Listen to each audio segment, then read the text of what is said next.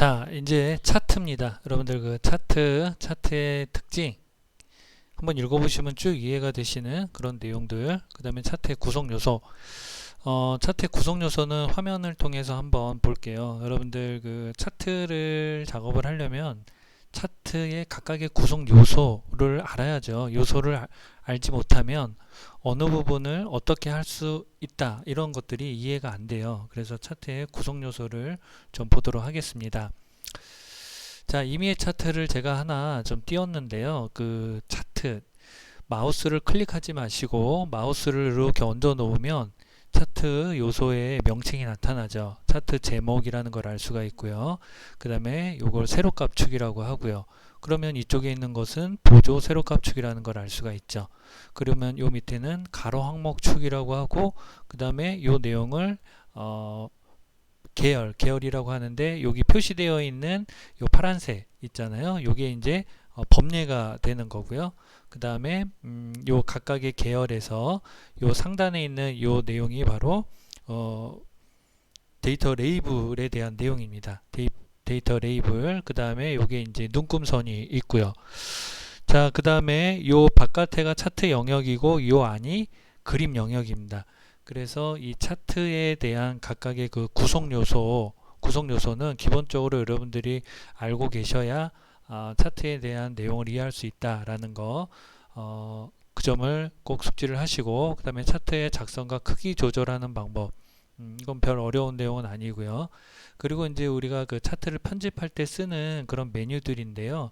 이 메뉴들은 우리 책에 있는 내용 정도로 쭉 읽어보시면서 숙지를 하시되, 추가로 설명을 좀 드리면은 차트를 선택을 하면 어떻게 되나요? 위에 차트 도구 디자인 탭하고 서식 탭이 나타나는데, 거기에 디자인 탭에 해당되는 저 내용들이에요. 그 내용들을 우리가 이용을 해가지고 차트를 편집할 수 있다라는 거니까 그 내용을 위주로 차트 편집 내용을 여러분들이 숙지를 하시고요.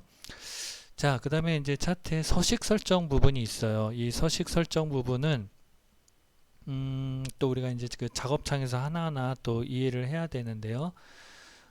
각각 우리가 여기 구성 요소에 대한 요소를 우리가 한번 언급을 했고, 거기에 대한 내용을 숙지를 했잖아요. 그래서 각 요소별로 작업창이 있어요.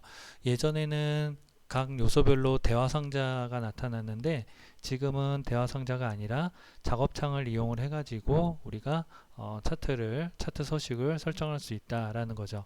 뭐 차트 영역이나 그림 영역, 차트 제목, 이런 법례 서식, 이런 작업창은 차트를 선택을 지금 했잖아요. 그죠? 선택을 하고 마우스 오른쪽 버튼을 누르고 차트 영역 서식을 선택을 하면 이렇게 차트 영역 서식에 관련된 그 작업창이 나타나요. 그래서 여기에서 우리가 추가적인 서식을 설정할 수 있다라는 겁니다. 그래서 그 내용들을 다룬 것들이니까 책에 있는 내용을 여러분들이 하나하나 숙지를 하시되, 이런 식으로 엑셀에서 화면을 하나 띄워서 차트를 선택을 해가면서 그 내용을 보시면 좀 더 쉽게 이해가 되실 수 있습니다.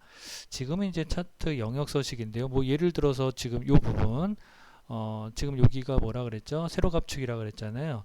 세로값축에 대한 그 축서식 작업창의 내용은 이제 이런 내용들이 또 있다. 근데 이제 그 요소마다 채우기나 선, 이런 것들이 요소가 조금씩 달라지는 부분이 있으니까 그런 부분들을 여러분들이 책에 있는 내용과 비교를 해서 하나씩 숙지를 하셔야 됩니다.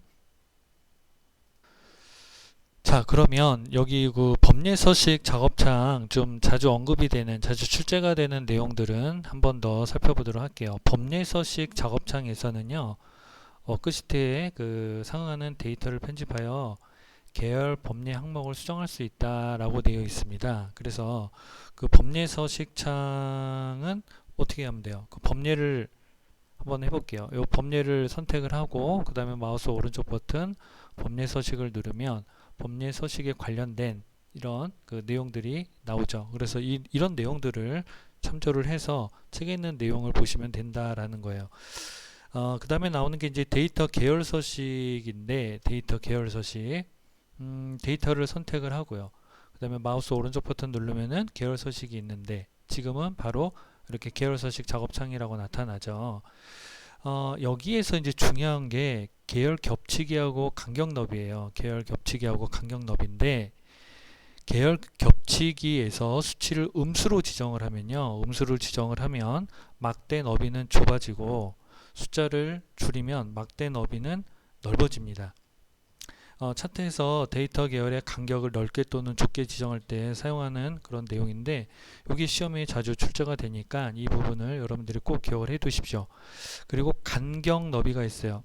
계열 겹치기는 수치를 음수로 지정을 하면 데이터의 그 열 사이가 벌어지고 양수로 지정을 하면 데이터 계열이 겹쳐진다라는 거 다시 설명합니다. 간격 너비는 숫자를 늘리면 막대 너비는 좁아지고 숫자를 줄이면 막대 너비는 넓어진다. 이렇게 다시 한번 정리를 하도록 하겠습니다. 그래서 데이터 계열 서식 작업창에 대한 내용을 책에 있는 내용을 여러분들이 꼭 숙지를 하시고 그 다음에 데이터 레이블 서식 작업창에 대한 내용도 우리가 기억을 해둬야 됩니다. 그리고 축서식 작업창에서는 어떤 거를 기억을 좀 해야 되냐면 이 축서식 요걸 선택을 했을 때 축서식에서 나타나는 내용 중에서 이 선에 대한 내용들 여러분들이 기억을 좀 해 두셔야 돼요. 선에 대한 내용을 기억을 하고 그 다음에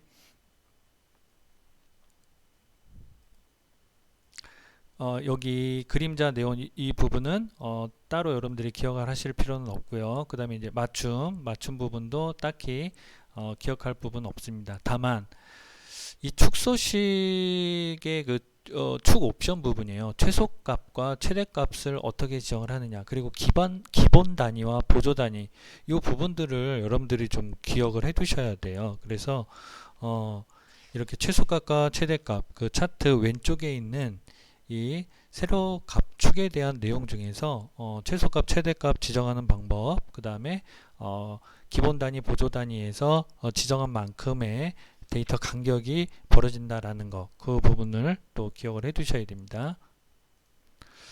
자, 그 다음에 이제 그 차트의 배경과 분석인데요. 3차원 회전.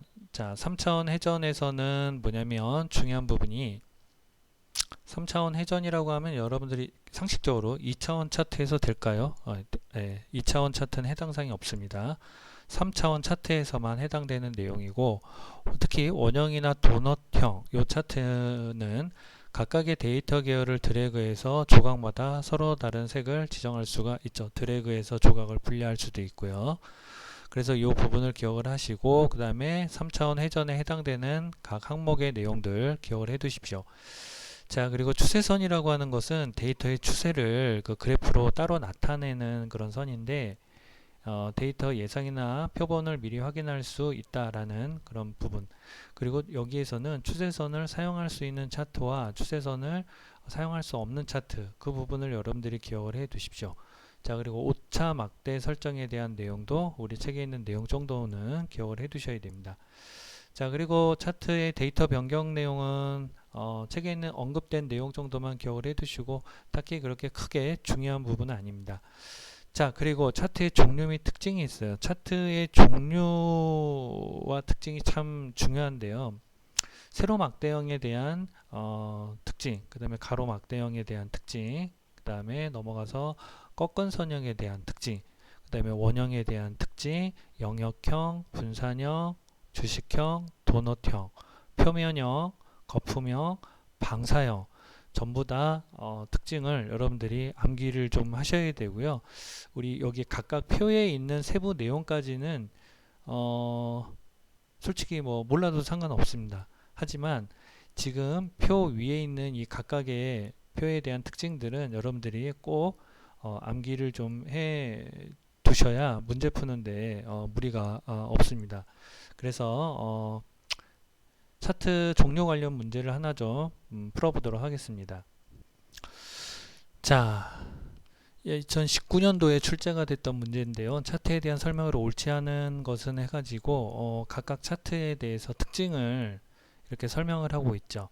꺾은 선형 차트는 일정 간격에 따라 데이터의 추세를 나타내게 적합하다.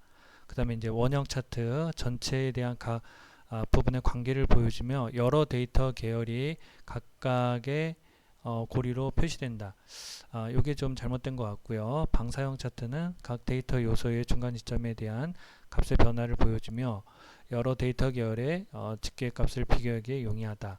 그 다음에 분산형 차트는 여러 데이터 계열에 있는 숫자 값 사이의 관계를 보여주거나 두 개의 숫자 그룹을 XY 좌표로 이루어진 하나의 계열로 표시한다.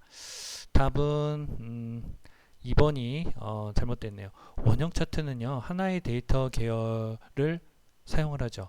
그래서 중요 요소를 강조할 때 사용을 하는 그런 차트이기 때문에 원형 차트에서 이 부분이 많이 언급이 되거든요. 여러 데이터 계열을 사용한다. 그런데 원형 차트는 여러 데이터 계열을 사용하지 않습니다. 하나의 데이터 계열을 사용한다. 이런 점들을 기억을 꼭 해두셔야 돼요. 그리고 뭐 그 밑에도 보면은 뭐 3차원 차트로 변경이 가능한 차트 유형은 뭐냐 해가지고 이번에는 그림으로 나타내는데, 그림으로도 여러분들 차트 종류를 구분할 수 있어야 돼요. 1번은 도넛형, 2번은 분산형, 그 다음에 3번은 영역형, 4번은 주식형, 이렇게 돼 있어 가지고 영역형에 대한 그 특징은 시간에 따른 그 변동 크기를 강조하고 합계값을 추세와 함께 표시할 수 있다라는 그런 부분이거든요. 그래서 지금 여기 보시면은 요 3번이 영역형인데요. 3차원 차트로 변경이 가능한 차트는 여기 보면 2차원 차트만 가능하고 3차원이 불가능한 차트에는 이런 것들이 있다라고 되어 있죠. 그래서 그 부분에서 지금 변경이 가능한 차트는 3번 영역형에 대한 내용인데요. 그 영역형에 대한 내용도 여러분들이 숙지를 하시면 충분히 풀 수 있는 그런 문제라고 볼 수 있겠습니다.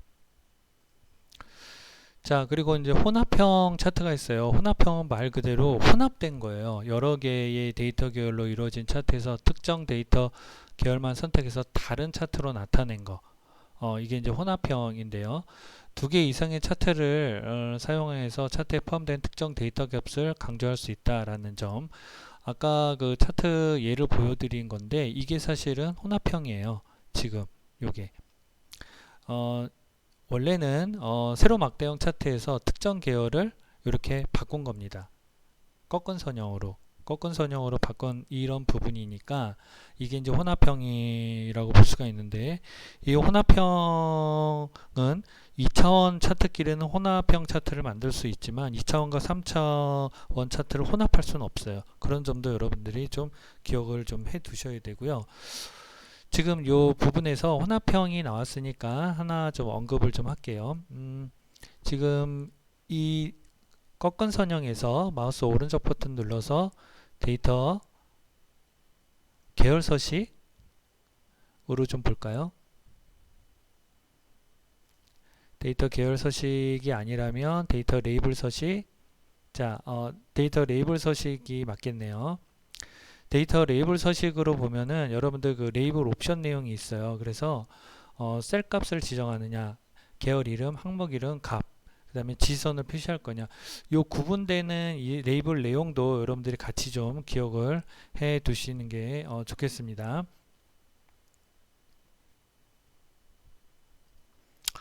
자, 그리고 이중축 차트인데요. 작성된 차트에 또 하나의 축을 추가하여 이중으로 값을 표시할 때 사용한다. 그리고 특정 데이터 계열 값의 범위가 다른 데이터 계열과 현저하게 차이가 날 때 사용한다. 그래서 이 이중축 차트에 대한 이 특징, 내용, 우리 책에 언급된 내용 정도만 기억을 하시면은 충분히 문제는 해결할 수가 있고요. 그 다음에 이제 그 새로운 차트의 종류가 있는데요. 이거는 우리가 이 출제 기준안이 바뀌면서 차트 종류가 좀 추가가 됐는데요. 이거는 출제된 적은 없어요. 하지만 차트 종류 내용에서 출제될 가능성이 있기 때문에 책에 있는 내용까지만 여러분들이 좀 기억을 해 두시면은 충분히 시험에 대비를 하실 수가 있을 것 같습니다.